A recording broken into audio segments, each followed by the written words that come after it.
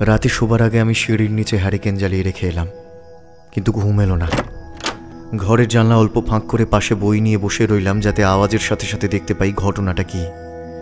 কিন্তু কখন চোখ লেগে এসেছে জানি না, হঠাৎ খট করে একটা শব্দ হতে হুড়মুড়িয়ে বাইরে চাইলাম। দেখলাম যা তা অবিশ্বাস্য। আওয়াজ হওয়ার কয়েক মুহূর্ত বাদেই হ্যারিকেনের আলো গেল নিভে। একটা ছায়ামূর্তি ধীরে ধীরে সিঁড়ি বেয়ে উপরে চলে যাচ্ছে। ভয়ে আমার গলা শুকিয়ে কাঠ, সারা শরীর কাঁপছে। শৈবালকে যে ডাকবো সেই অবস্থাও নেই। শুধু বিস্ফারিত চোখে আমি তাকিয়ে আছি বাইরে। কতক্ষণ সময় কেটেছে জানি না। দেখলাম সেই নারী মূর্তি ধীরে ধীরে সিঁড়ি বেয়ে নেমে সেই বন্ধ ঘরের দরজার সামনে এসে মিলিয়ে গেল। আর তার ঠিক মিলিয়ে যাবার সাথে সাথেই হ্যারিকেনের আলো আবার জ্বলে উঠল।